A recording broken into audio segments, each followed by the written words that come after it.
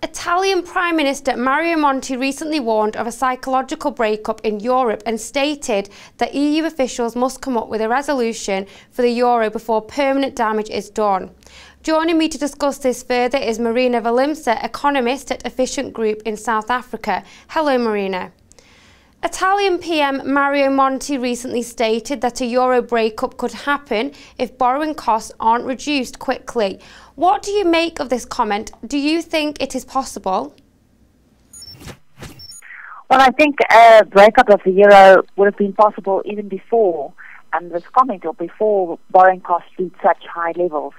At this point in time, when borrowing costs becomes more expensive, it's just worsening the situation and in adding to the likelihood of a breakup to the euro.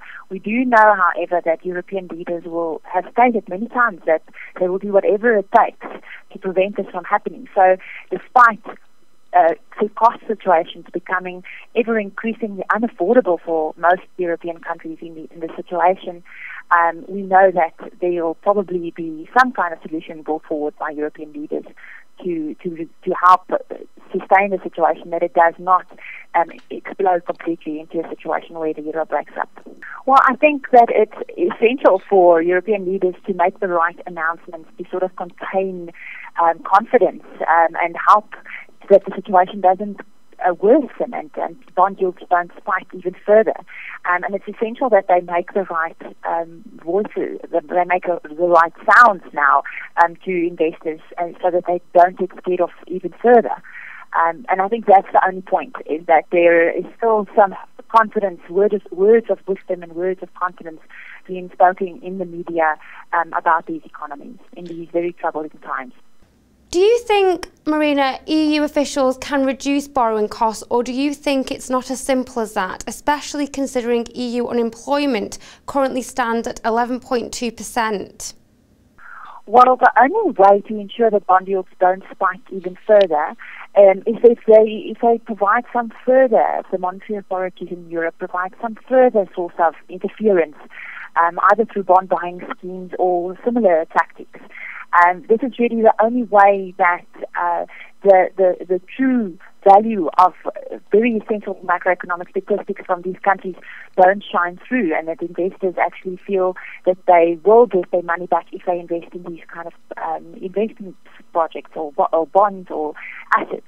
So essentially, at the end of the day, it would mean further interference and perhaps with no end in sight. Well, I don't think essentially they would interfere to physically do it. I think they will use different tactics to try and ensure lower borrowing costs. But you can't go into a market and change a yield on a bond instrument. That's not really possible. It's a market rate. It's market determined. It tells us of the confidence that investors see in an instrument. So the only way that they can physically reduce borrowing costs is if they go through some kind of tool, some kind of instrument, and try and instill confidence so that investors say that they're okay with the borrowing costs where they are. So they can't physically do it. That is not as easy as that. And can you tell me, what are your projections for the euro now? Do you think the worst is yet to come? You know, we're in a point now where the European countries have to make very, very significant changes to their budgets and to the way they plan on going ahead and, for the government. You know, these governments essentially in these countries have the way that they have to spend in the future. So the risk might still be there, because you still have to see these limitations, these austerity measures be implemented strictly, followed strictly. You know, you have to come back and say that we have done all of this, and this is the result of all that. You know, there's this process still that needs to be gone through, that they still have to go through and see if these economies adjust it. So, and that's going to be a very hard thing, and a very hard time frame in these economies. So there might still be a time where these economies might even grow slower than it is now. What strategies do you think the EU and central banks like the ECB can come up with to save the euro and reinstall market confidence? Well, I think it's important to think about what is the primary goal of the European authorities, the European Union, the central banks, the IMF, all those kind of authorities. What is their goal? Their goal is to find the best solution to the problem.